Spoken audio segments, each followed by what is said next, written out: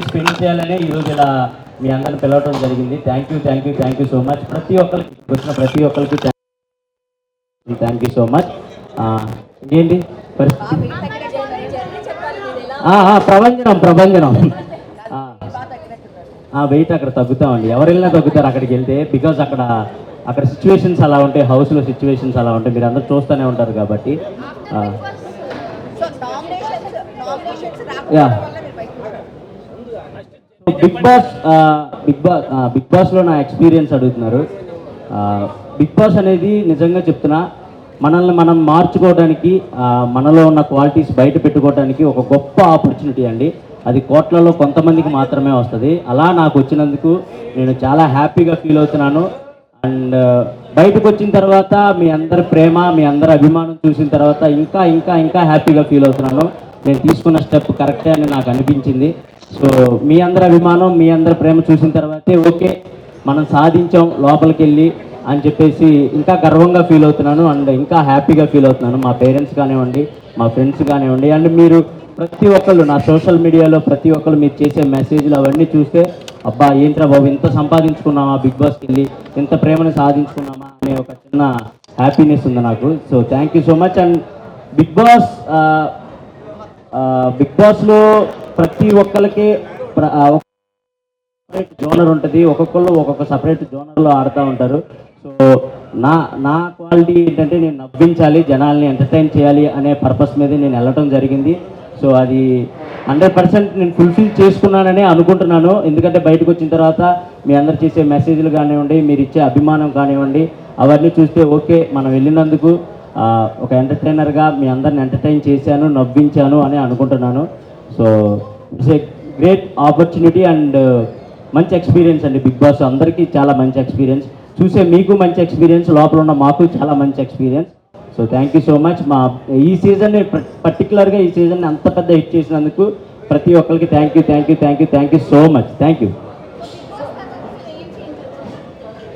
Big boss తర్వాత ఏం change వచ్చింది? యా బిగ్ బాస్లో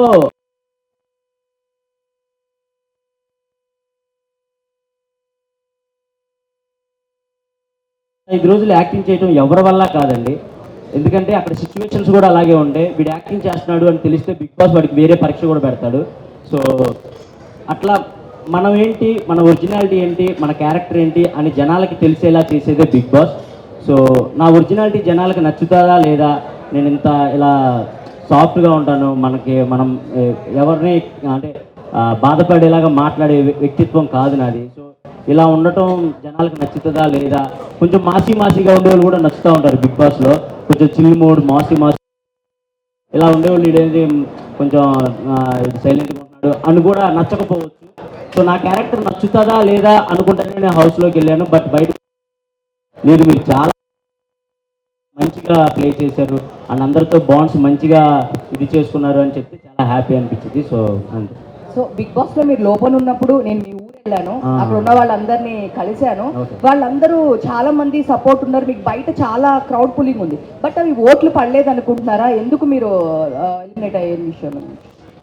ఎందుకు ఎలిమినేట్ అయ్యాను అనేది అది మనకు చెప్పలేమండి. ఎందుకంటే అది ఎప్పుడు ఎలా జరిగిద్దో ఎవ్వరం, మేము హౌస్లో ఉన్న వాళ్ళం కూడా ఎవరు విన్ అవుతారు, ఎవరు ఎలిమినేట్ అవుతారు అనేది మాకు అస్సలు కొంచెం కూడా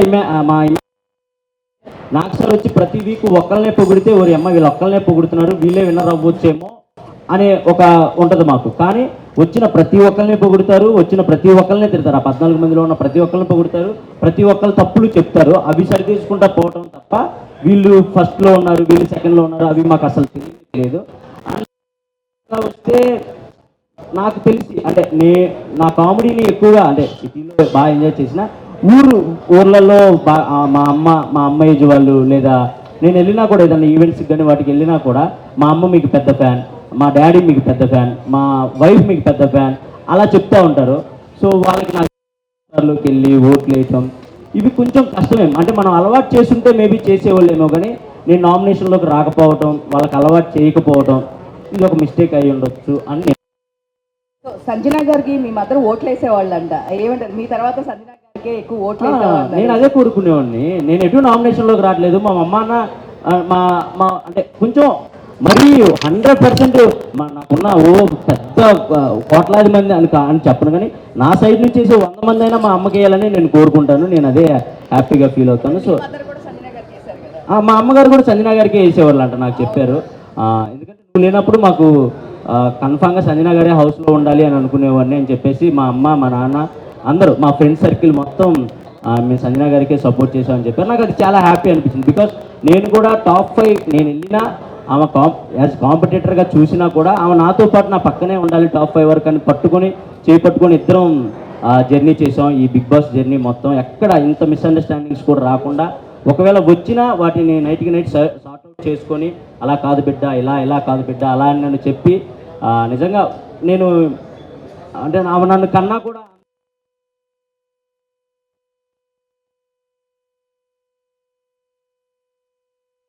బాండ్ క్రియేట్ అయింది. సో అది చాలా హ్యాపీ. మీ ఇద్దరం టాప్ 5లో ఉండాలి అని పక్కా అనుకున్నాం. ఫస్ట్ వీక్ వెళ్ళినప్పుడు ఉన్నాం. అది నాకు చాలా హ్యాపీ అనిపించింది.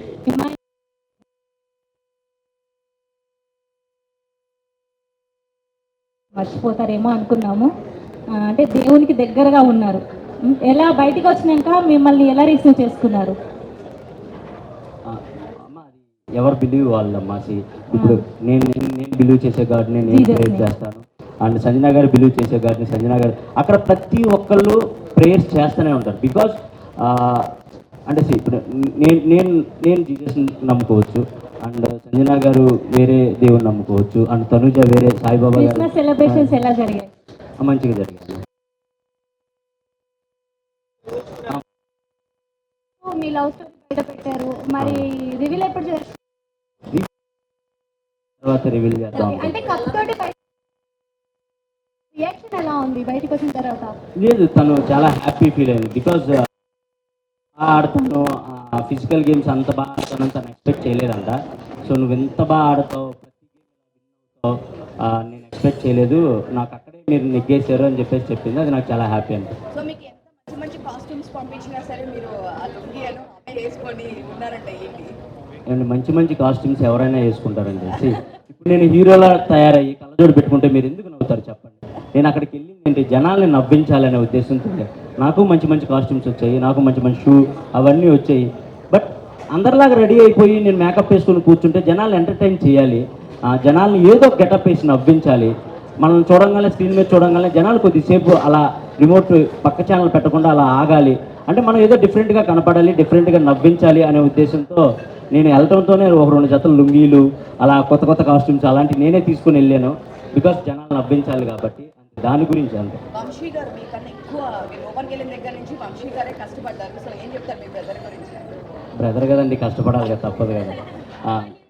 అమ్మ